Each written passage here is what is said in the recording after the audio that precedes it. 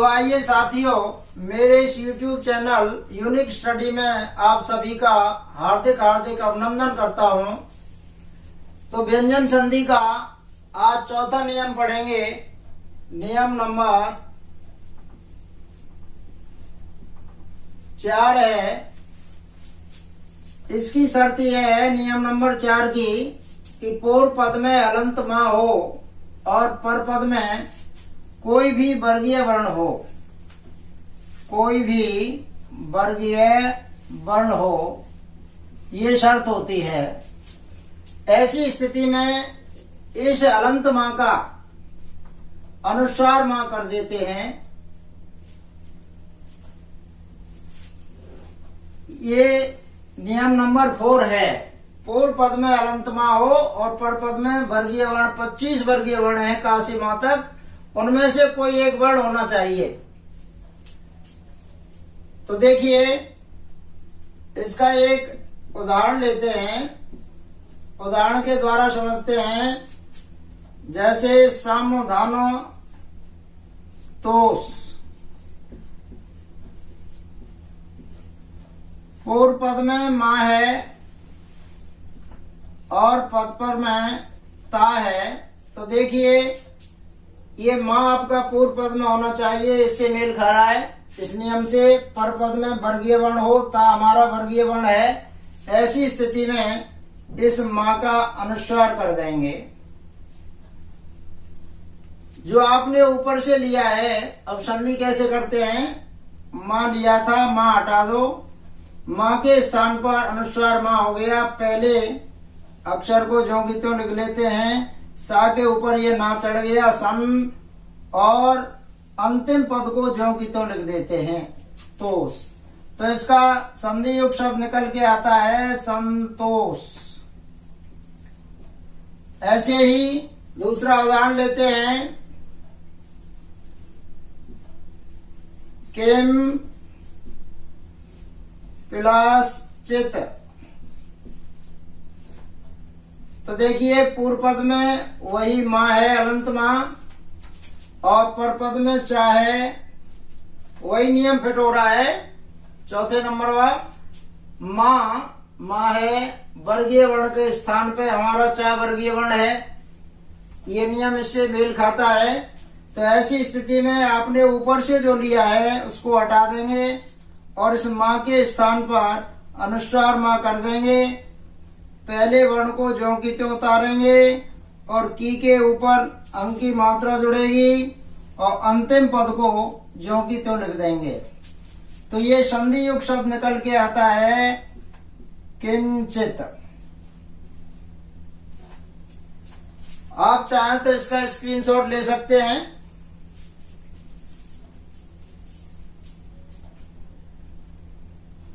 नियम नंबर 5 की शर्त ये होती है, यदि पूर्व पद में ता या दा हो और पर पद में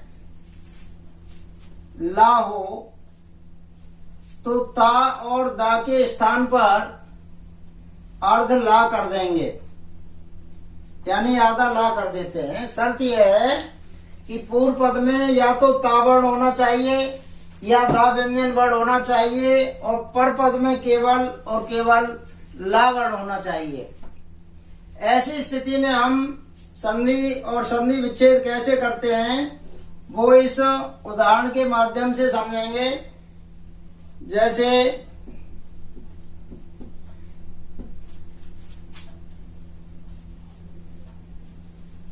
तत्व धन लीन। देखिए, इस नियम से कैसे मेल खा रहा है।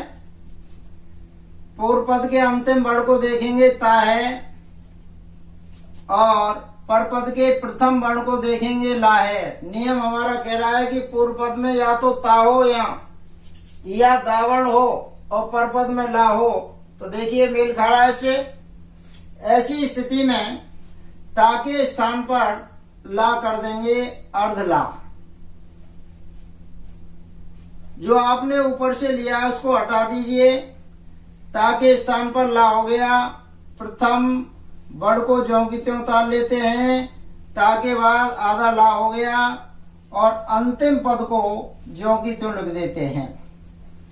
तो ये संधि युक्त शब्द निकल के आता है तल्लीन। ऐसे ही दूसरा उदाहरण लेते हैं, जैसे ओ तो धन लेख, ओ तो धन लेख। तो यहां देखेंगे प्रथम वर्ण में तारा है और यहाँ ला रहा है, इसी नियम से मेल खा रहा है, इसीलिए ता के स्थान पर अर्ध ला कर देंगे। जो आपने ऊपर से लिया इसको हटा दीजिए, प्रथम वर्ण को लेंगे, ऊ के बाद ला, उल, और अंतिम पद को ज्यों की त्यों लिख देते हैं। तो ये आपका संधि युक्त शब्द निकल के आता है उल्लेख। आप चाहें तो इसका स्क्रीनशॉट ले सकते हैं।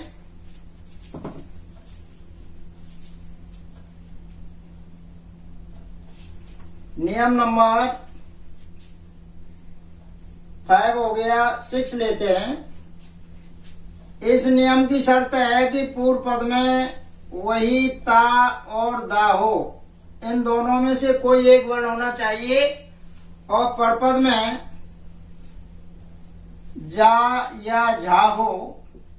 तो ऐसी स्थिति में ता और दा के स्थान पर अर्ध जा कर देते हैं, आधा जा हो जाएगा। ये नियम नंबर 6 है। ये शर्त है पूर्व पद में तादा में से कोई एक वर्ण हो और परपद में जा या झा में से कोई एक वर्ण हो। तो ऐसी स्थिति में हम ता और दा के स्थान पर अर्ध जा कर देते हैं। जैसे उदाहरण देखते हैं, सत धन जन। पूर्व पद में आपका ता है, इससे मेल खा रहा है, इनमें से कोई एक वर्ण हो, ता आ रहा है, और परपद में जा है, जा या झा में से आना चाहिए। ऐसी स्थिति में ता के स्थान पर या दा के स्थान पर अर्ध जा कर देंगे, ये अर्ध जा हो गया। अब संधि कैसे करते हैं, जो आपने नीचे लिया है उसको हटा देंगे, ता को हटा दिया, पहले वर्ण को ज्यों की त्यों लेंगे, सा के बाद अर्ध जा हो गया, और परपद के शब्द को ज्यों की त्यों लिख देते हैं। तो ये आपका सद जन संधि युक्त शब्द निकल के आता है सज्जन। ऐसे ही आप इसका एक उदाहरण इससे मेल खाता लिख सकते हैं। जैसे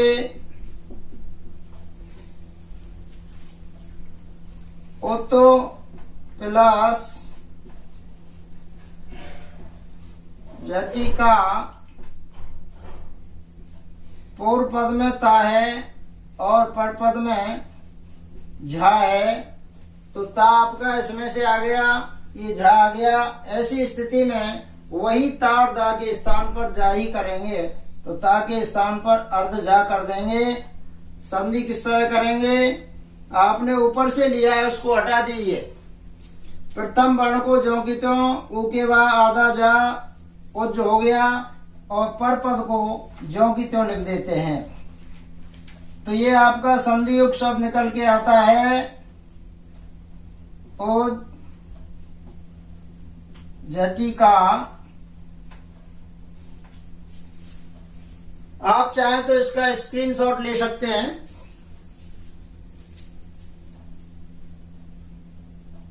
नियम नंबर 7, इसकी शर्त यह है कि पूर्व पद में वही ता और दा में से कोई एक व्यंजन वर्ण हो, और परपद में अगर शलगम सा हो,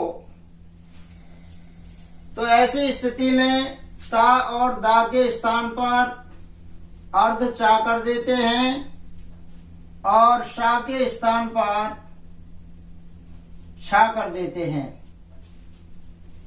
ये 7वें नियम का उदाहरण है, जैसे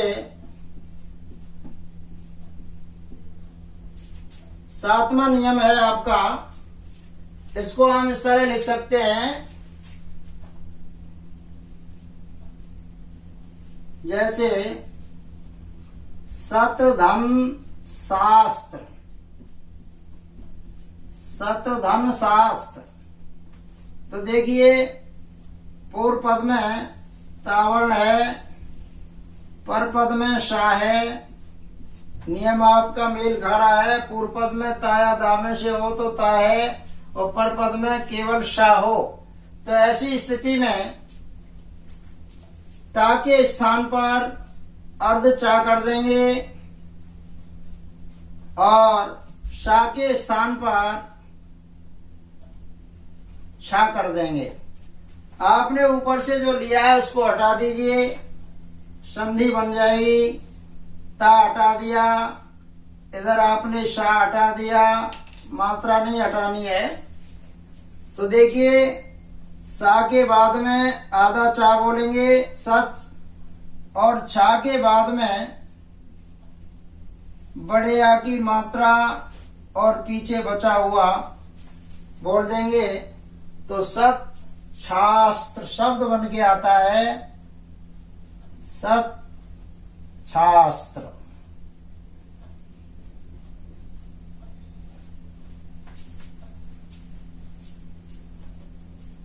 ऐसे ही आपका दूसरा नियम उदाहरण इसमें निकलता है,